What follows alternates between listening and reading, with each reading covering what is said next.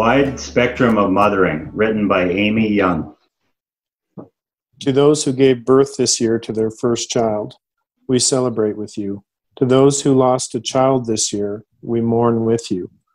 To those who are in the trenches with little ones every day and wear the badge of food stains, we appreciate you. To those who experience loss through miscarriage, failed adoptions, or running away, we mourn with you. To those who walk the hard path of infertility, fraught with pokes, prods, tears, and disappointment, we walk with you. Forgive us when we say foolish things. We don't mean to make it harder than it is. To those who are foster moms, mentor moms, and spiritual moms, we need you. To those who have warm and close relationships with your children, we celebrate with you. To those who have disappointment, heartache, and distance with your children, we sit with you. To those who've lost their mothers this year, we grieve with you. To those who experienced abuse at the hands of your own mothers, we acknowledge your experience. To those who have lived through driving tests, medical tests, and the overall testing of motherhood, we are better for having you in our midst. To those who have aborted children, we remember them and you on this day.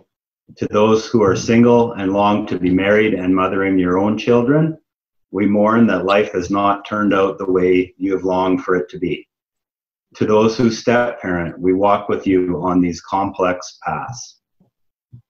To those who envision lavishing love on grandchildren, yet that dream is not to be, we grieve with you. To those who will have emptier nests in the upcoming year, we grieve and rejoice with you. To those who placed children up for adoption, we commend you for your selflessness and remember how you hold that child in your heart. And to those who are pregnant with new life, both expected and surprising, we anticipate with you. This Mother's Day, we walk with you. Mothering is not for the faint of heart, and we have real warriors in our midst. On this wide spectrum of mothering, we remember you. We celebrate you. We stand with you. Happy Mother's, Happy Mother's Day. Happy Mother's Day. Yay.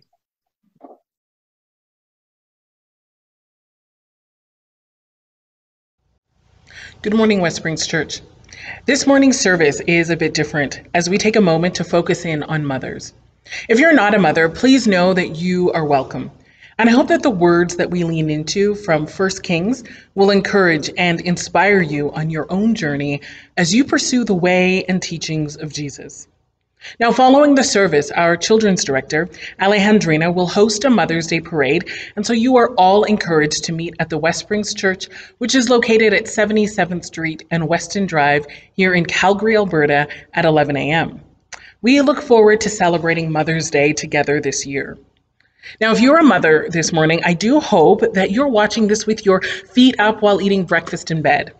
But if you're like most mothers, this day may very well have started with you serving breakfast, unloading the dishwasher, or perhaps cleaning up the cereal bowls left by your children as they attempted to quietly let you sleep in. Regardless if this is a day of relaxation or not, if the age of coronavirus has significantly impacted any one group, it is mothers. Articles have been written, infographics made, and videos produced outlining the increased burden that our self-isolation has created. It's written about how women tend to hold positions that line up with frontline workers, healthcare aides, nurses, and cashiers. It's women who tend to take on the abundance of caregiving for children, and so you hear the stories of executives tripping over toys, teaching algebra, and breaking up fights over screen time, all while leading team meetings and video conversations. And in the midst of the jokes and the memes and the obvious exhaustion, there is this one thing that remains, this one thing that never goes away. And it is the deep sense of responsibility that is held towards our children. This wonder that we relish in as they rise above a challenge or find themselves immersed in something new. This delight we hold within us as we watch them navigate the world. And this worry that we might get it wrong. And this universal hope that we will mostly get it right. Motherhood is not for the faint at heart, but in my case, it has been the greatest gift. The gift to learn about myself, to learn about God, to have greater empathy, and to be able to create a ripple effect of goodness and kindness and love in the world as the result of what I invest in my children. And with all of that, it's no wonder that when it comes to children, I want to be in control. It's no wonder that I find it difficult to parent with my hands wide open. It's no wonder that I want to respond to all that life has to offer as though they are solely mine. I have two boys, Samuel and Emmanuel. My youngest is Emmanuel, and he had been trying to talk for months. And then in the last little while, his language has just exploded. And as he journeys to find his voice, one of his early word choices was mine. He quickly discovered that this is a word that holds power, and he proceeded to use it specifically with his older brother.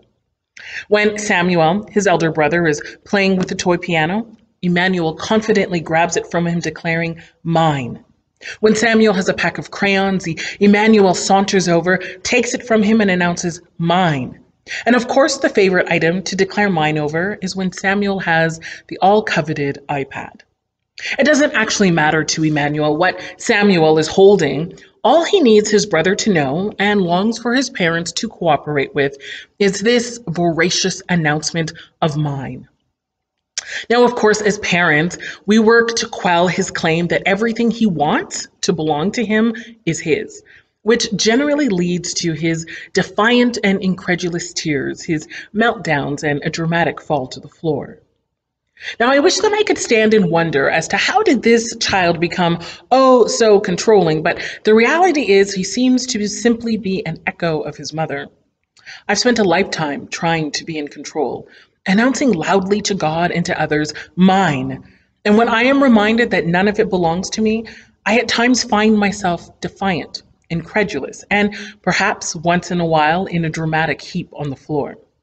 That is until my attention is returned to the one who holds it all, to the one who created, shaped, and breathed life into everything that I so desperately want to cling to. And I am far from the first to find myself standing face to face with life as it is, longing for it to be as I imagined. I'm far from the first to declare that everything is somehow better in my hands than in God's. I am far from the first to declare loudly with tears, foot stomping, and fist waving, mine. Throughout Scripture, we encounter stories of men and women who announce this same sentiment with their own tightly clenched fists, only to have God gently and oftentimes repeatedly open up their hands, reminding them to hold things loosely, reminding them that He already holds it all.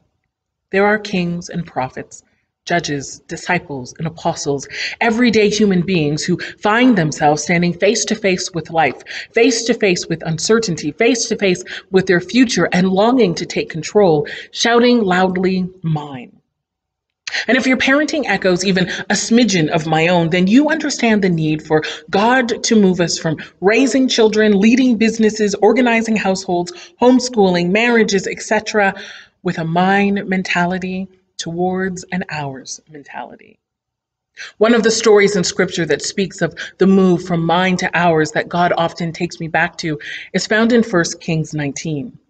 And I encourage you to read through the passage on your own this week. But it goes something like this. There's a prophet in Israel whose message is challenging. He must stand up against the work and the words of harsh and unrighteous rulers. He's constantly speaking truth to power, and being in that position for any length of time is exhaustion. Yet all the way through, he has witnessed God's sustaining hand upon him. When he was hungry, food was provided. When he needed shelter, it was offered. And when he needed victory, it was poured over him. Yet the work that he's called to, the message he has to preach, the story he was to tell never eased up. It never got easier, and the worst of it all is the more that Elijah declared the message of God, the more that he stood up against the reckless powers of his day, is the more exhausted he became, the more discouraged he found himself, the more he needed a win. And on one day, he gets it. In 1 Kings 18, you read this audacious story of a prophet calling on God to demonstrate to all who are watching that he is real. And just like that, he goes from speaking on behalf of God to God showing up in this miraculous manner as fire falls from heaven right in front of all who are present. Later that same day, Elijah finds himself at the top of a mountain and he's praying. He's praying for rain. Now remember, there's been a drought for 3 long years, and so this prayer seems fruitless. But this is a man who has just witnessed fire falling from heaven. And so as he prays, he watches and sees this tiny cloud on the horizon that grows and grows and grows. And suddenly rain falls on the ground. The drought is over. Now you would imagine that in this moment that Elijah would be elated. He should be celebrating. This is the height of his career, everything he's worked for, and yet we find Elijah not rejoicing but bemoaning. The queen has said that Elijah's condemnation of their idol worship and elevation of his own God is punishable by death. And just like that, Elijah says, "Mine." He takes everything back and somehow ignores or forgets what God has done and declares loudly, "Mine, all of it is mine." And he places himself fully in control of everything that is within him and around him, only to discover that in his hands, his situation is impossible, frightening, and overwhelming. And so Elijah turns his attention from the God who has provided for him, surprised him, and delivered him many times before, and instead collapses in fear, doubt, and sadness. Carrying it all is too much, and after sleeping and eating, he begins the trek to Mount Sinai, the mountain of God. And it's here, after stomping his feet and bemoaning his past and his present, and desperately trying to hold on and announce "mine" repeatedly, God speaks and Elijah presents his complaint. The world is not as it should be. The work is hard. The task is not smooth. The way forward has hills and valleys, and he cannot see a clear path to the end. He so desperately wants to hold the present and the future in his hands. He so desperately wants a crystal ball to speak of success and ease, and instead he has death threats hanging over his head. Leaders belittling him and people refusing to follow him. And he announces, "I am the only one left." Hidden within these words is where he declares, "No one understands me, no one knows where I've been, and no one can do what I have or what I will do." Mothers, does this tone kind of sound familiar to ourselves? And yet there, in the midst of that which wants to overwhelm him, God responds in what I imagine to be gentleness and love. And he says, "Go out and stand before me on the mountain."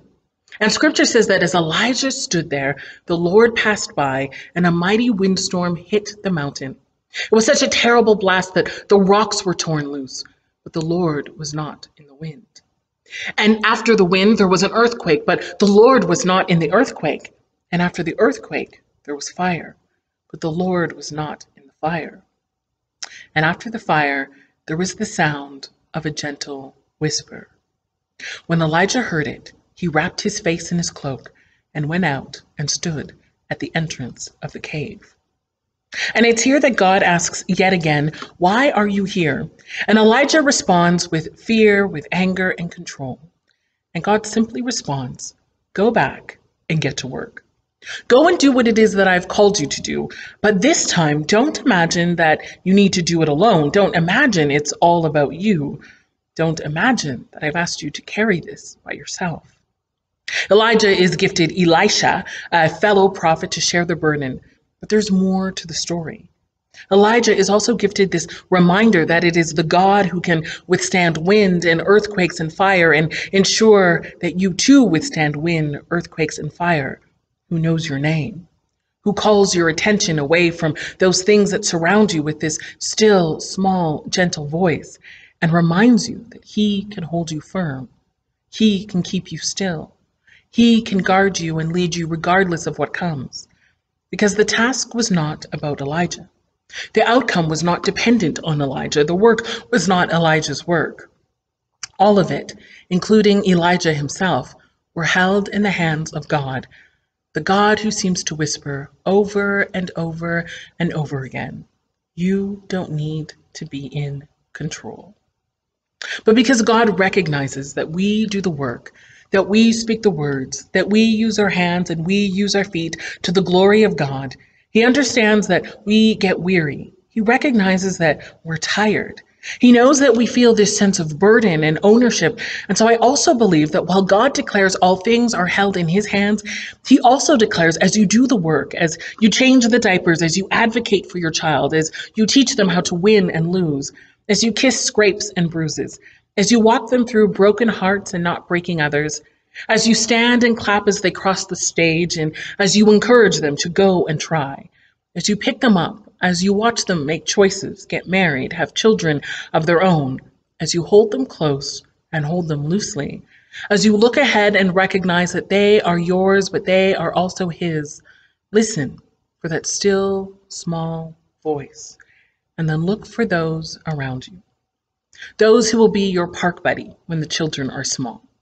Those who will offer you advice as they enter middle school.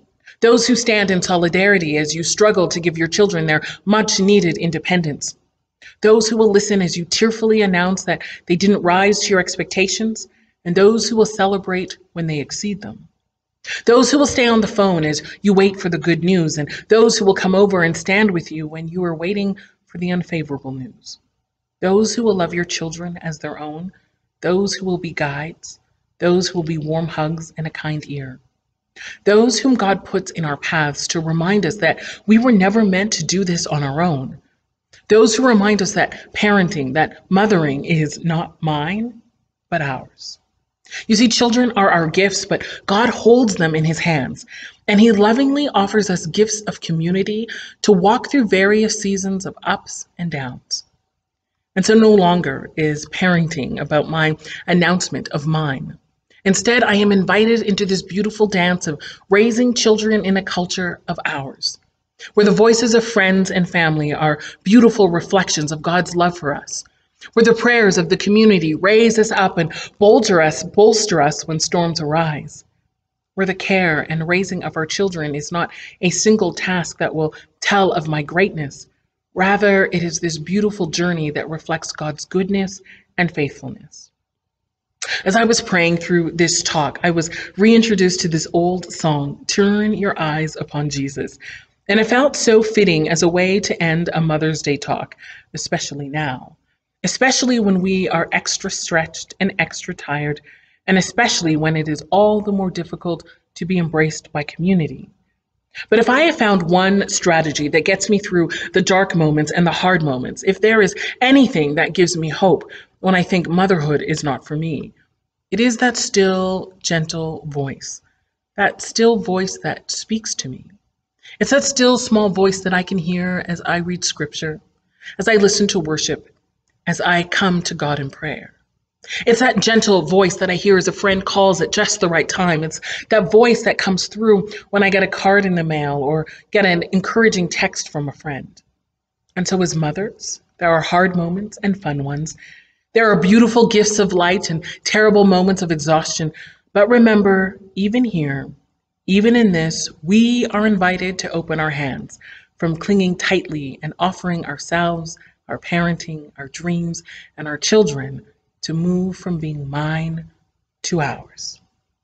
This same message is echoed for us all as those things we cling to, those achievements that define us, those relationships that shape us can become beautiful opportunities for us to move from mine to ours, as we are enfolded by the God who holds us despite wind and earthquakes and fire, the God who invites us to participate in and to extend community, the God who knows our name and speaks to us with his still small voice, calling us to faithfully and intentionally turn our attention away from what we long to hold tightly and towards the one who holds it all, the one who holds us all.